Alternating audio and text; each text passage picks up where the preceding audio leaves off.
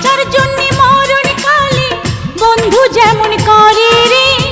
তুই না কাছে থাকলে পরাণ বন্ধু তেমন করে রে, তুই না কাছে থাকলে পরাণ